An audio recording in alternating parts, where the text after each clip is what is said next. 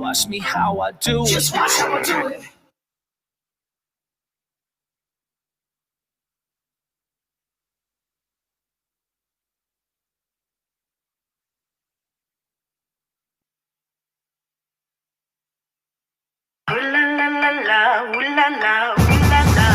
I'm Hercules, super jeans, silky skin like so serene. No Photoshop flaws in the books that I'm feeling. I'm winning, I'm living the dream, yeah, killing. I'm fresh, I'm bossy, I'm blessed, I'm bossy. I'm too hot to handle, cause they don't got handles. I'm living, I'm winning, not timid. They giving me a standing ovation, cause I am amazing.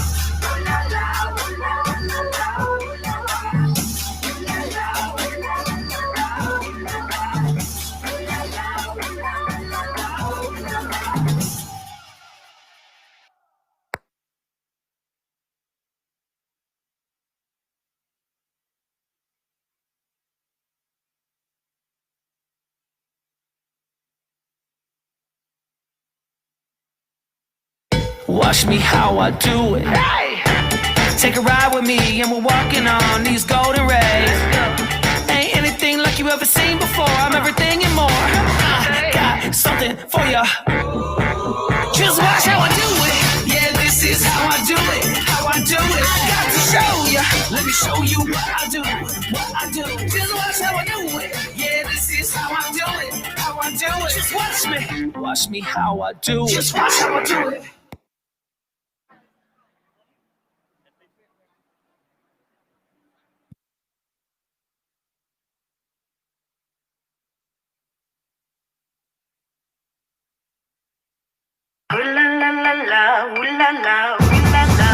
I'm Hercules, super jeans, silky skin like so serene. No Photoshop flaws in the books that I'm feeling. I'm winning, I'm living the dream, yeah, killing. I'm fresh, I'm bossy, I'm blessed, I'm bossy. I'm too hot to handle, cause they don't got handles. I'm living, I'm winning, not timid. They giving me a standing ovation, cause I am amazing.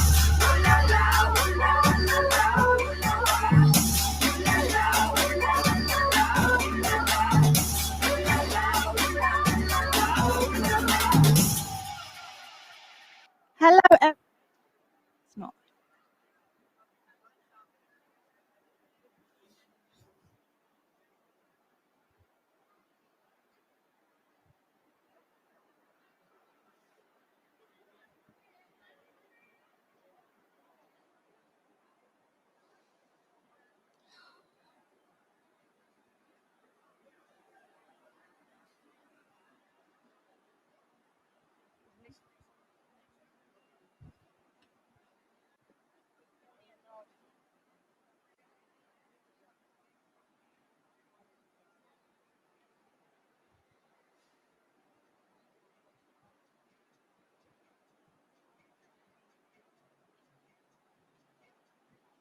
On the way, sorry. All right. Take two. Hello, everyone.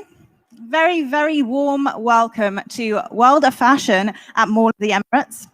I am Olivia Phillips. I'm the editor-in-chief of Harper's Bazaar Arabia, and I am so happy to welcome you to a very special virtual event, an interview with the one and only Huda Katan.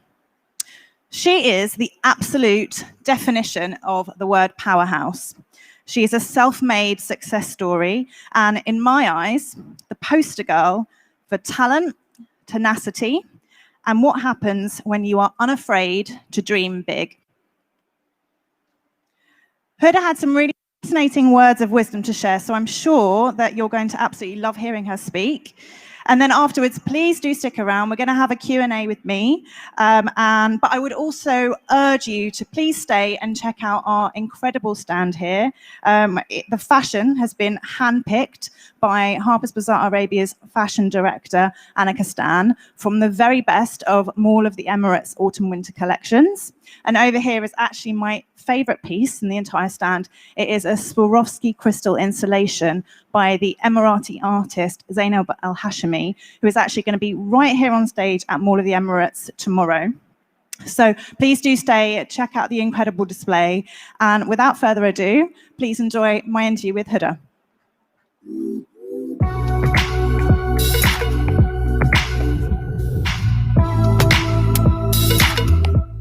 first thing I want to ask about is your hair, because I saw it on Instagram earlier, and I mean, I thought I was going to have the longest hair today.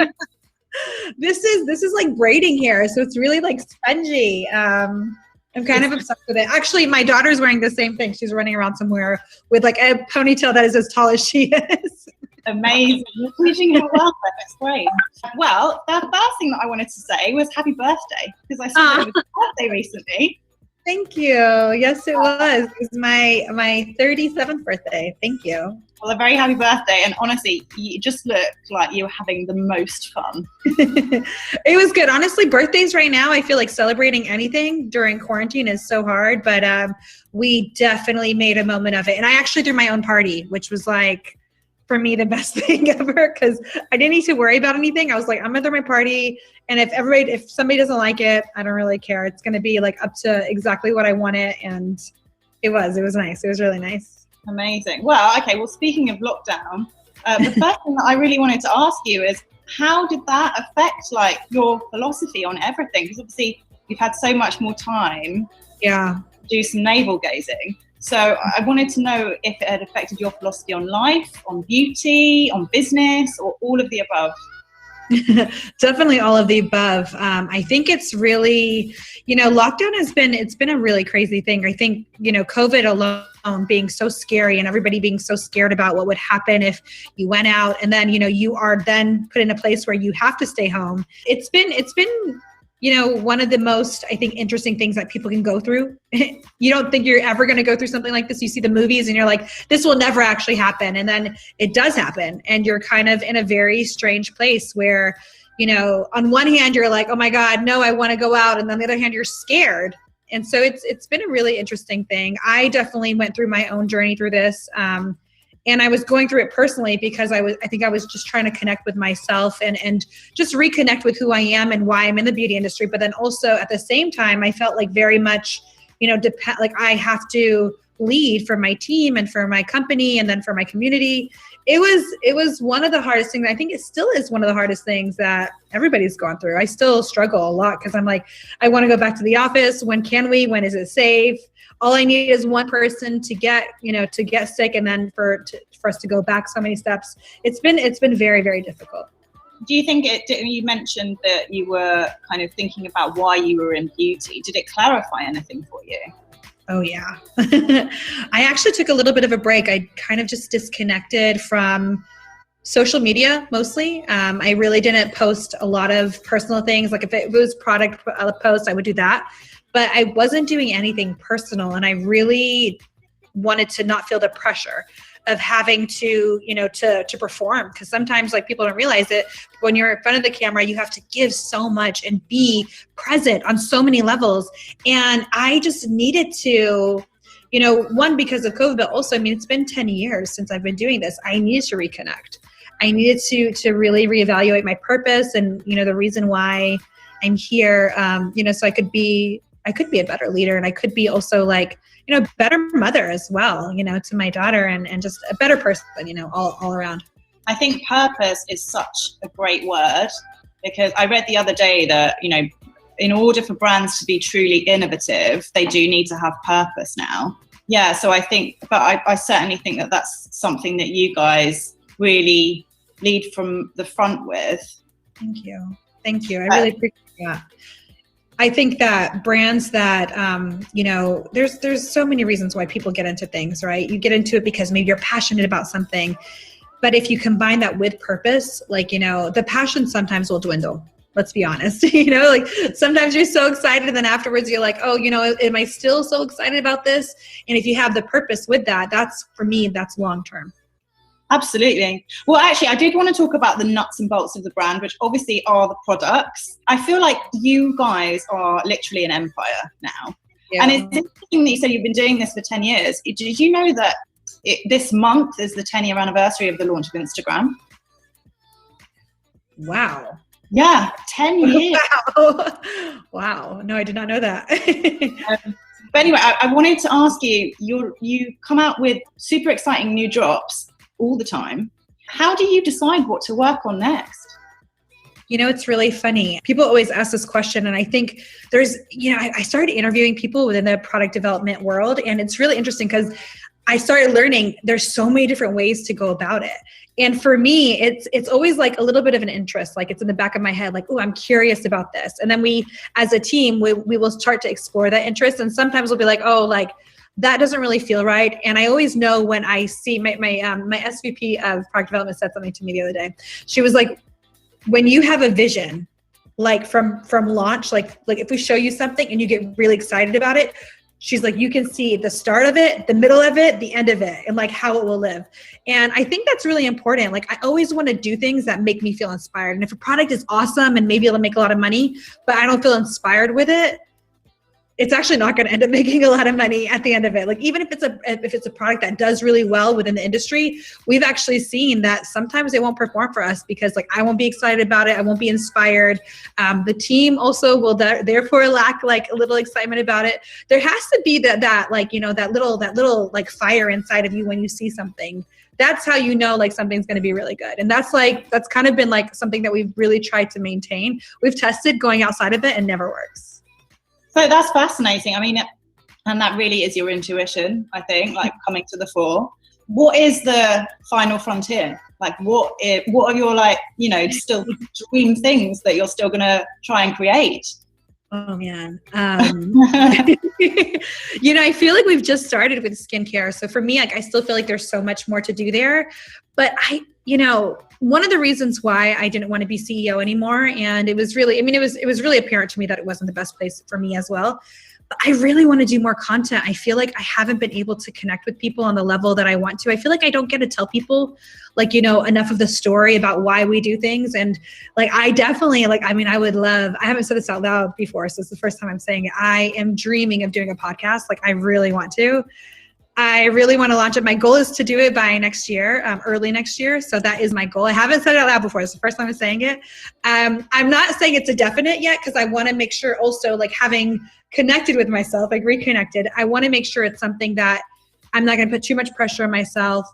And it's becoming very popular now. I wanted to do it before it became popular. Now that it's very popular, I'm like a little less excited about it. But I felt like all the trials and the tribulations and the struggles that I went through, I really feel like part of my purpose is sharing those stories so that like maybe it won't have anything to do with product. Maybe it doesn't have anything to do with beauty, but maybe it's like, a sisterhood podcast, which is really what I would love to do.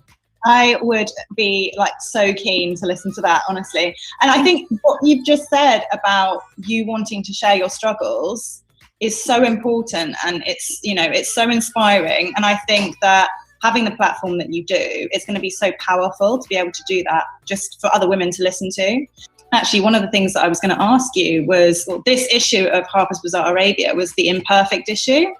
And we really focused on, because this month is Less Than Perfect Day, it's International Failure Day, and we really wanted to do an issue where we encouraged women to embrace their imperfections, embrace their flaws, but really talk about failure and how you can use that as a huge springboard for success.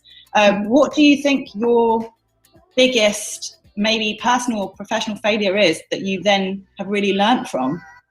I mean, the reality is people need to embrace it. We fail a little bit every single day. We also succeed a little bit every single day, and that's okay. I think my biggest failure was probably, without doubt, and I still struggle with this, I sometimes doubt myself.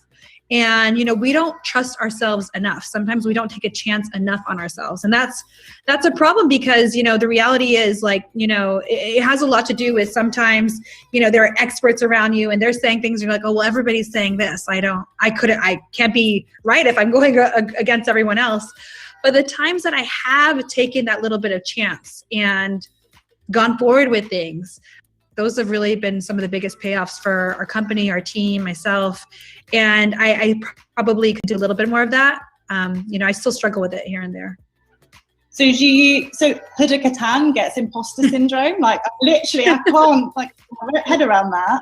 I wouldn't call it imposter syndrome, but I definitely have, imposter syndrome, I feel like comes in so many different waves. I've definitely had my own self-love journey. It's funny because the brand is me, it's a little bit like, it's hard for me to have imposter syndrome, but I had to learn who I was on so many levels. And yeah, you know what? On some level, I would say it's imposter syndrome, because it's like what the world thinks about me. And like, do I meet those expectations? Do I even want to meet those expectations? You know, so there is a little bit of that. I wanted to go back to the beginning, and I wanted to ask you when it was that you first fell in love with makeup, and when you first realized its kind of transformative powers. It's so funny because, you know, we obviously sell makeup, and it's such a big part of what we do and why we are who we are. And I've really realized the power and the fact that it really isn't so much the makeup.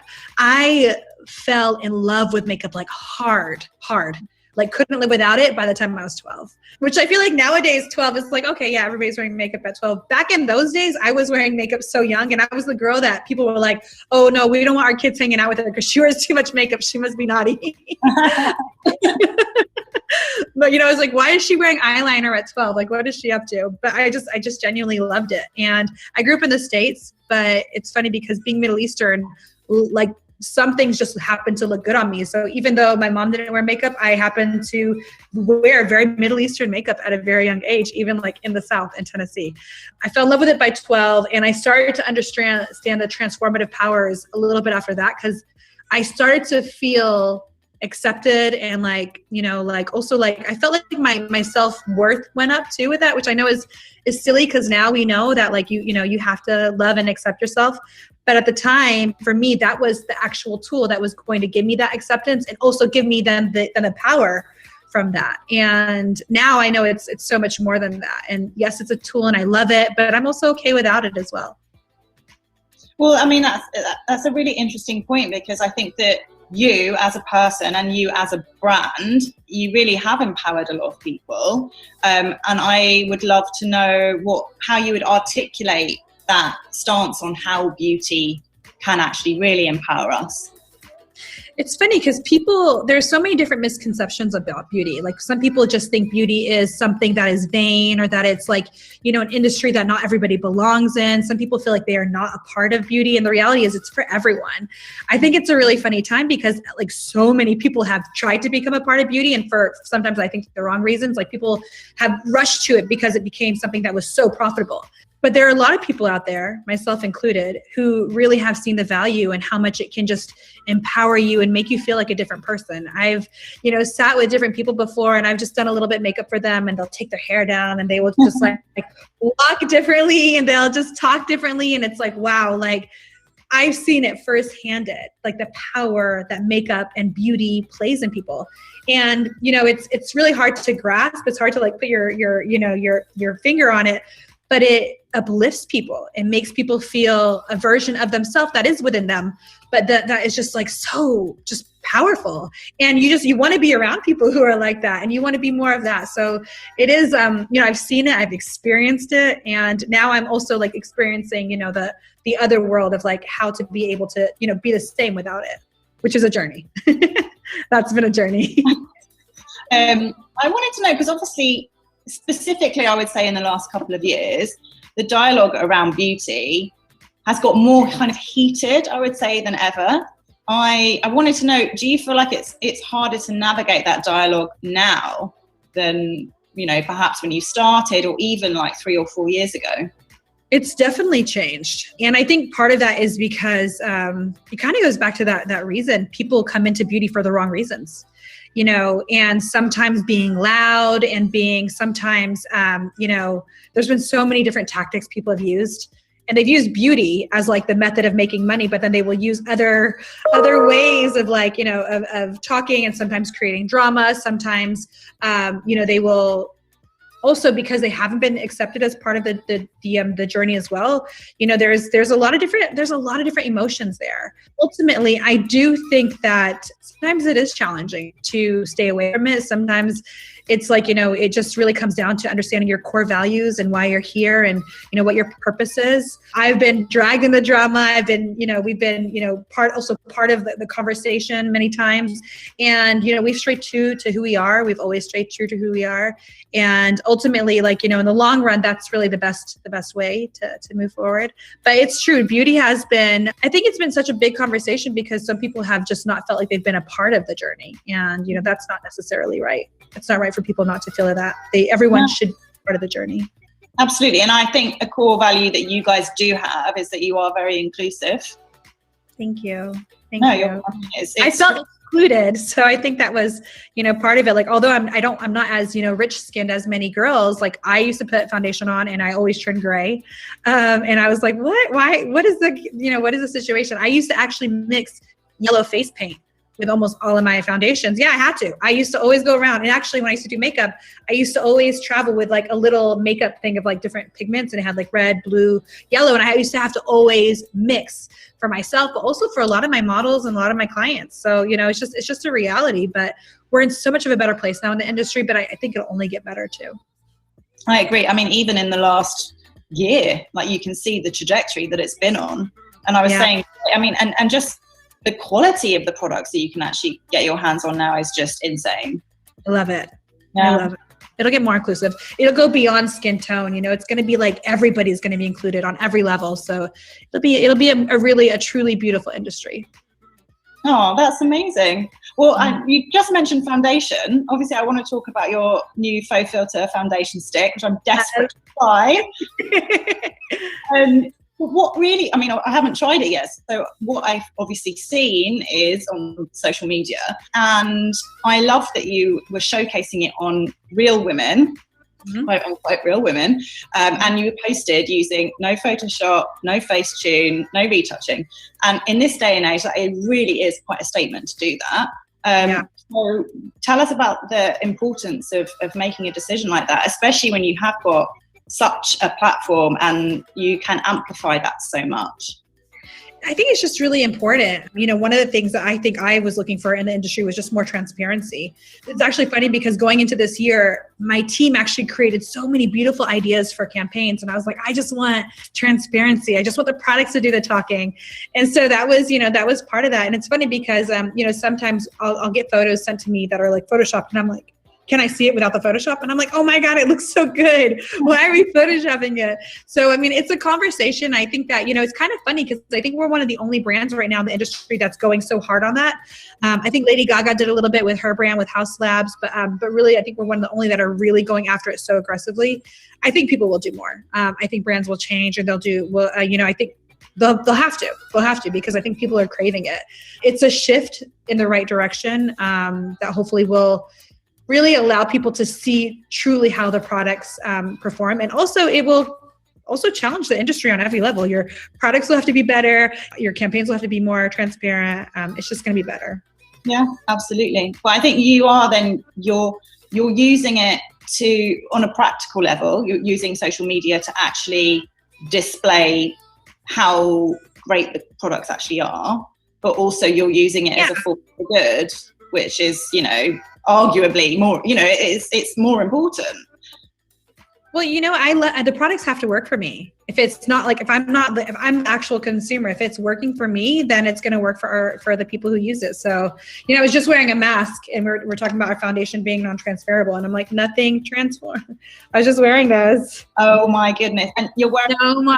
It's black. Nothing happened. It was great. Are you wearing the foundation stick?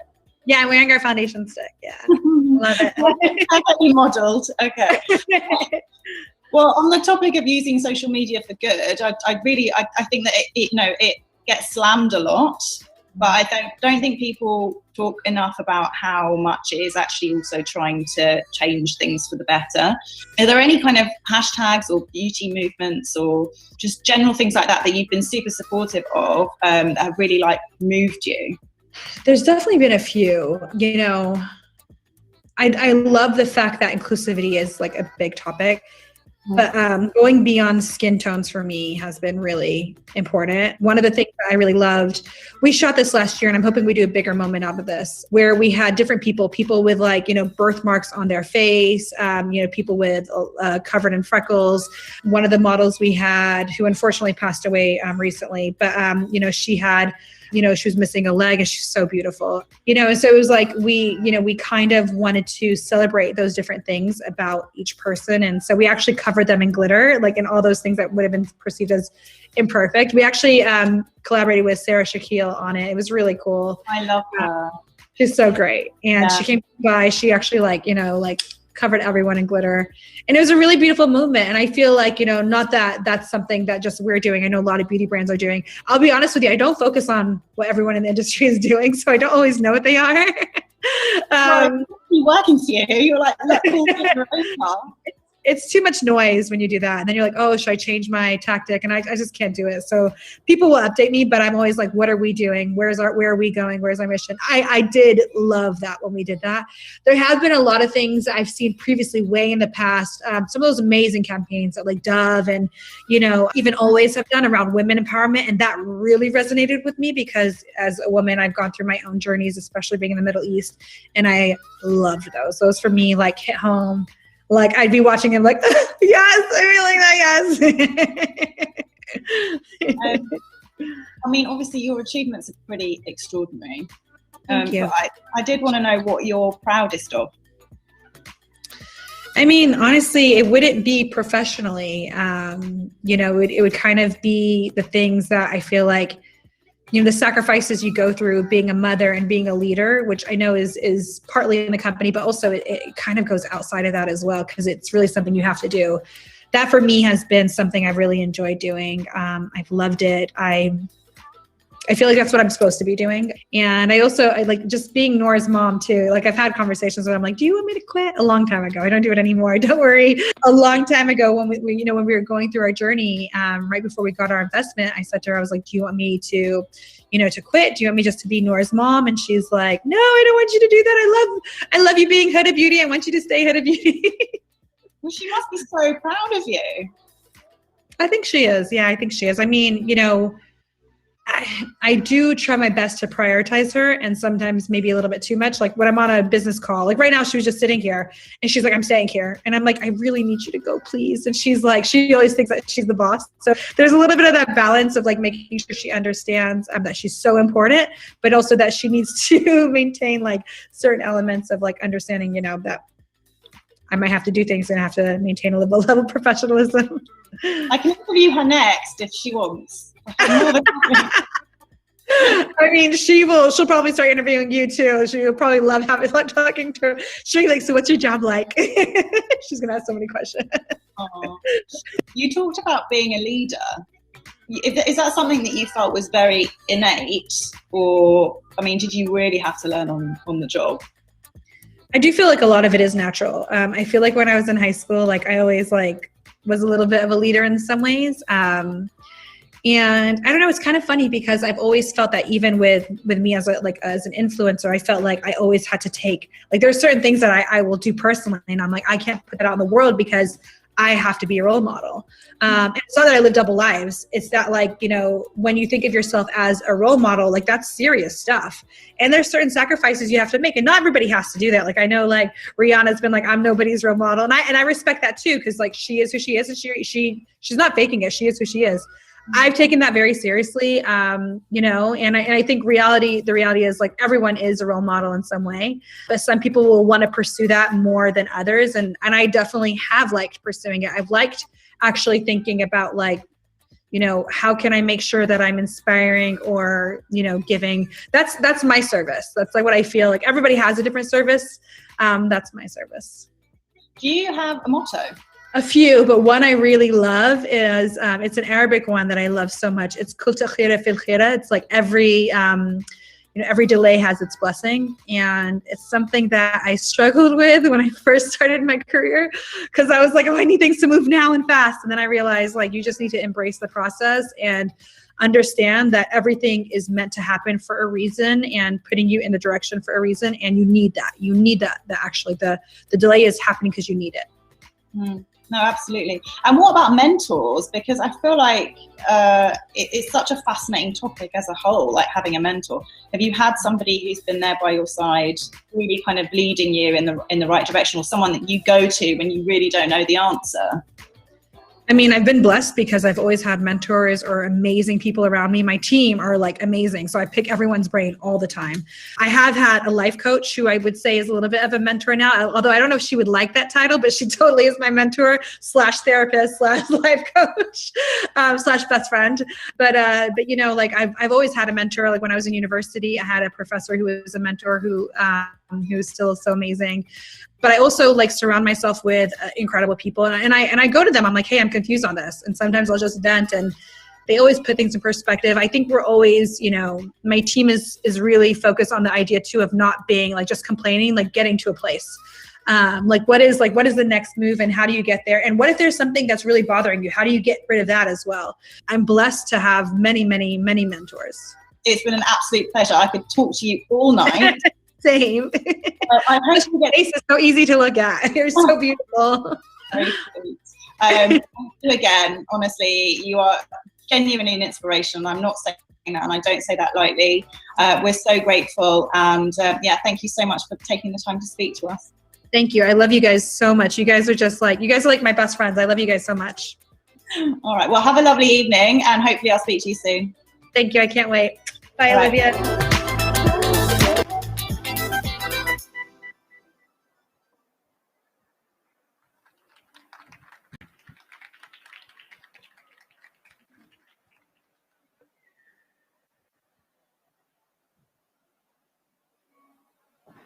Seriously, how fantastic is Huda?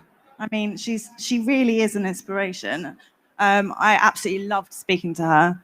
I hope you guys enjoyed it. I hope you found it illuminating. We're going to have a little Q&A here, but initially, I wanted to kind of flip the script, and I really wanted to ask you guys some questions. So don't be nervous. But I would love a show of hands. I would absolutely love to know who out here has got a piece of Huda Beauty in their handbag right now. Yeah, you? Yeah, okay. Yeah. So what do you have in your bag? I think Steph's going to bring you a mic. Steph's going to bring you a mic.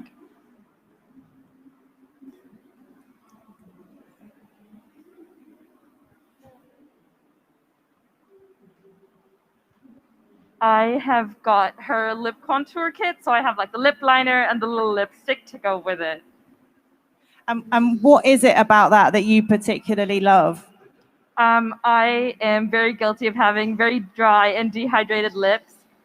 So like not a lot of lipstick can like look that great on me, especially lip liner. Like I find them drying, but hers are the only ones I religiously use. Like they work with all shades of lips as well, I feel. They're just super creamy, super like they dry really well. They look so pretty. You can't see it under my mask, but I I'm wish I wearing could see it. Me too. I'm sure it looks fantastic. All thanks to her. And what about you? You've got something of hers in your bag as well? This lady here.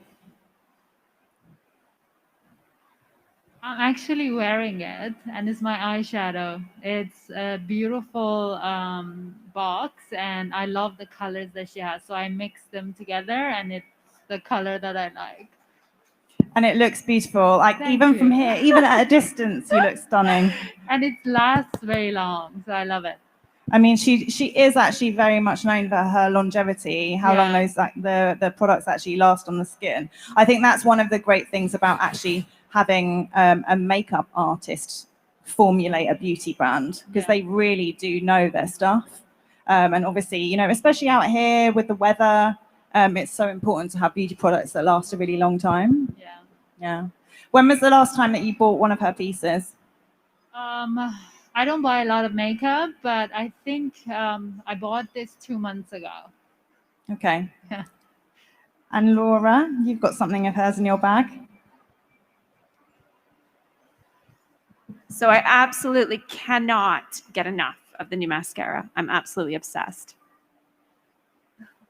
And actually you did a review, didn't you, online for us? I did. It was really interesting because I'm very particular about my mascaras, and I always stick to a few favorites, but this one is definitely replaced the other two. So everyone can go check it out. But I kind of just, tried it out and was really blown away with one application. So yeah, I use it every day. Who else has tried the mascara? Has anyone else tried her Legit Is it Legit Lashes? Legit Lashes. Yeah. Has anyone else tried it? Highly, highly recommend it.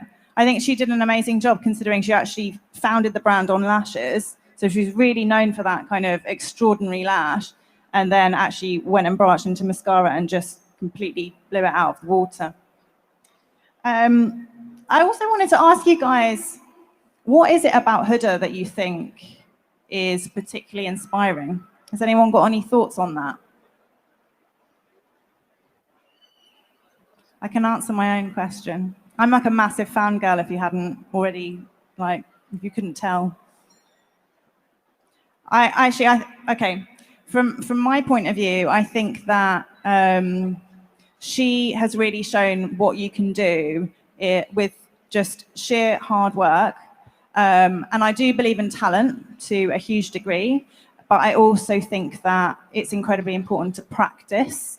And I think that she's probably one of the hardest working women in fashion and beauty, full stop. And I think she's an incredible mother.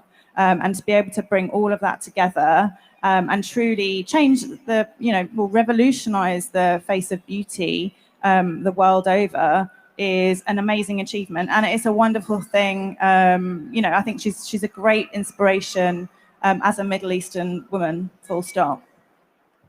Okay, have any of you guys got a question for me? I'm more than happy to answer any of your questions. They can be literally related to anything. Anyone got a question? Yeah?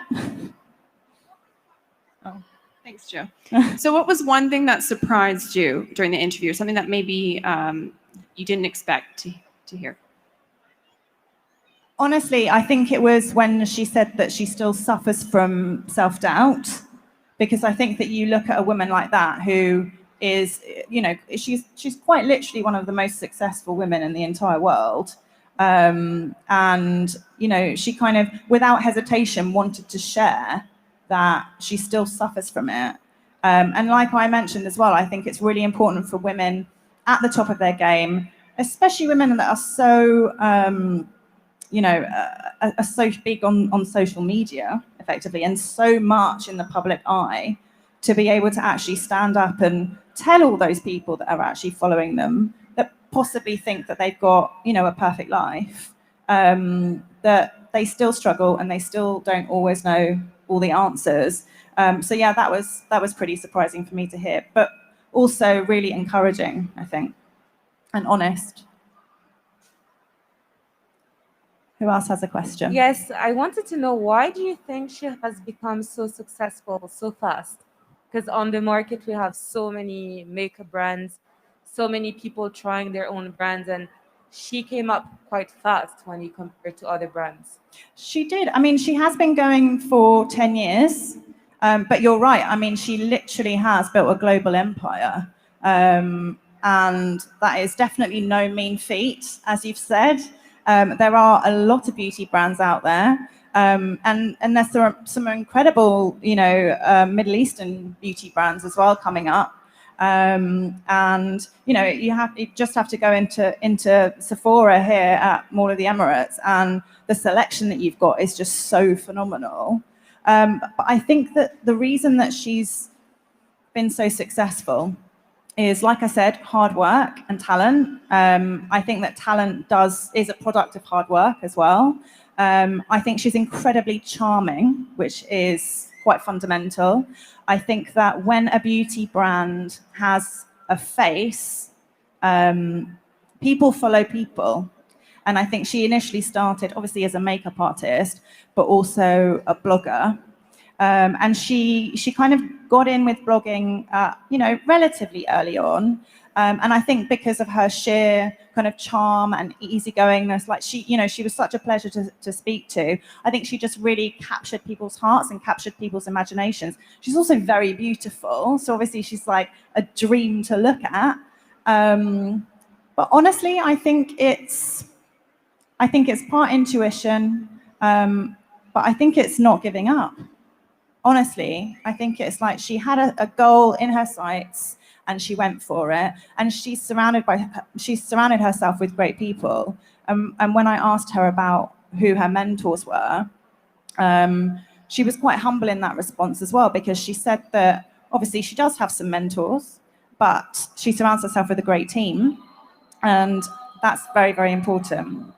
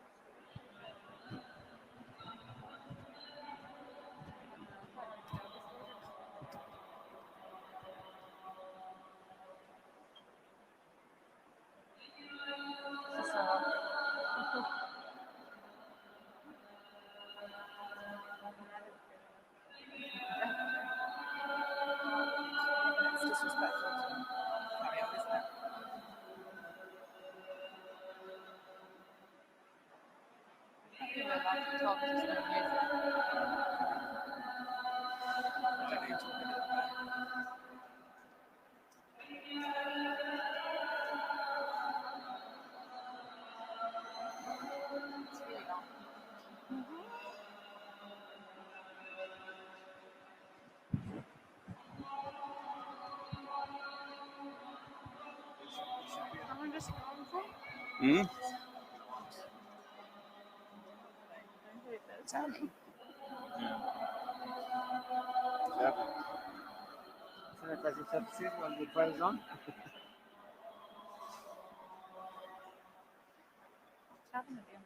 Enjoy the play.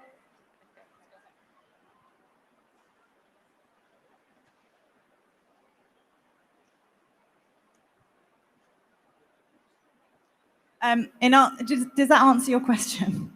Okay, great. I also wanted to ask, because she's been talking about COVID and everything, but she didn't mention anything about her future strategy about the online, if we have like a second, third, or whatever waves that we may have. So, do you think she's going more online? What's her strategy in that sense? I mean, I wish I could speak for her. I can't. I wouldn't be able to tell you what her future strategy is. What I would be able to tell you is that she's incredibly dedicated to her job and the future of the brand. And I don't think that it's obviously not going anywhere. Like every time I go into Sephora here at Mall of the Emirates, I can, barely get near her stand because it's, people are obviously just so desperate to get a piece of her. So I can't speak for her about the strategy going forward, but I'm sure that she's got some smart ones in mind because she's an incredibly smart woman. Okay, thank you. Anyone else? Nice green dress. Thank you. So you talked about like inclusivity and real women with her. Do you think that the trajectory of beauty is going to continue to like get further and further away from ideal beauty? And what do you think the future of beauty holds? Are we going to kind of let go of that standard of beauty? And as the editor-in-chief of Harper's Bazaar, what's your opinion on it? I think that's a great question. And I think that's something that certainly as an editor, I'm asking myself a lot. I think we probably all are asking ourselves that quite a lot. I feel like specifically in the last, I would say, year and a half, 2 years, you've seen these incredible movements on social media. Inclusivity, just inclusivity in general, Obviously, when when Rihanna launched Fenty, which is also available here in Sephora, that was just an enormous statement in terms of the shade ranges and in the inclusivity that really lies at the heart of so many successful beauty brands. And I think it's certainly something that Huda puts front and center as well. So I think that it all kind of, it's multiple rivers that are kind of running into the sea. So things like that all are kind of feeding into the change that you're speaking about, which I think that we're careering towards. I think the thing with beauty is that it's obviously, we love makeup. We love buying makeup. We love wearing makeup. We love feeling great. But I think that the conversation now is going more and more towards transparency. I think it's phenomenal what she's done to actually put her new product launch, which is coming out, I think later on this month, to actually put that on social media on Real Women using no Photoshop and no filter is quite phenomenal, actually. But what's shocking is that it's shocking. And I think that now people's philosophies are changing. And I think it's an incredibly important thing for me as an editor to get behind and to continue the discussion about. So yes, I do. That was a very long-winded response. But I think the beauty industry is changing. I think it's changing for the better. And I think that we're all a lot more brave now to, I guess, just be more of who we actually are. That's really great to hear from, somebody in your position. So good. Well, thank you. Does anybody else have any questions? Somebody at the back? You've got a lovely dress on too. Hello. Hi. Congratulations. This is beautiful. Thank you very much. Thank you for coming. I just wanted to know, with so many of these brands trying to get your attention and with everything moving online now, how do you decide who to feature and who to give your attention to? You know, all of the Emirates is now online, right? And Dragon Mart. How do I decide who to give my attention to in the magazine? That's a really interesting question.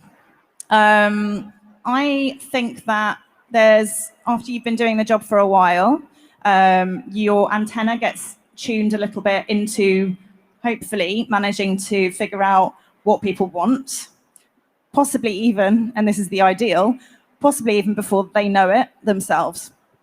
So I think an element of it is intuition. I also think, and this is what Huda was mentioning about surrounding herself with great people, is to be able to lean on them. And I'm sure that she also thinks this about herself and her brand. She's effectively a conductor, and her amazing team are the orchestra. And that is kind of how I see myself as an editor as well. So I know that I've got phenomenal people around me.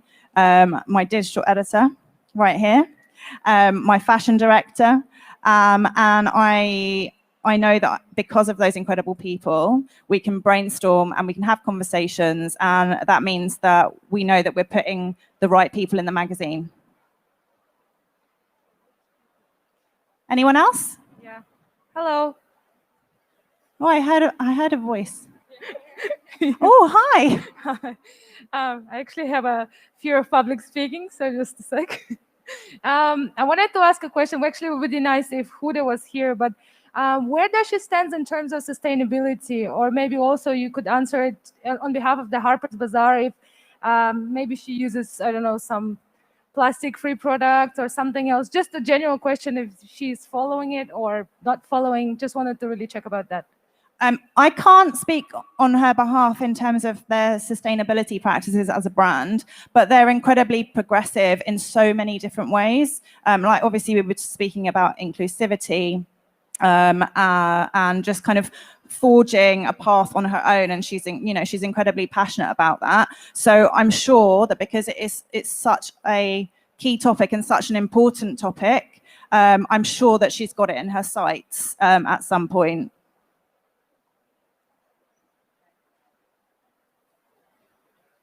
Anyone else? Yeah.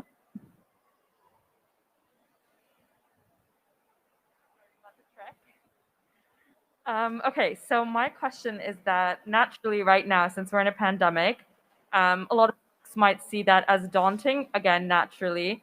But do you think that being in a pandemic has changed either the fashion or the beauty industry for the better in any way? This is an amazing question. I love this question. And yes, absolutely, I do. I think that what will happen and what is already happening, and obviously we speak to a lot of designers in our position, and it's really that fashion is getting slower. And I think the pandemic hasn't changed the trajectory of what's going to happen with the fashion industry, but I think it's fast-tracked it. So, for example, the lady in the back that was speaking about sustainability, that was something that was really changing. And, back in the day, much less so now, because of demand, because of consumer demand, and also specifically with the millennial market. Millennials are obviously, and Gen Z, very, very tuned into having brands who really have values. And we really try and get behind that as much as we can as well at Harvest Bazaar. So I think that all of those incredible things that were already happening, I think that the pandemic has just fast-tracked all of that. So I think that fashion will get slower. I think that I think that consumers want brands with values and brands with stories. And I think that we effectively are just going to buy, better quality from brands who, truly back up those values. Yes, 100%. And then just a follow-up to that, do you think that it's also like, what are your thoughts on the accessibility of it? Like, do you think fashion and beauty have become more accessible because of the fact that we're in a pandemic and you can't really go door to door, like visit a mall as much anymore?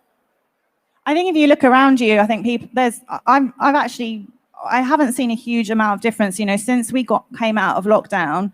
I've been to Mall of the Emirates like so many times and it's always packed. So no, I don't. I think that, things are going back to normal if you just look around you. So I think in terms of accessibility, I think we're in a good place.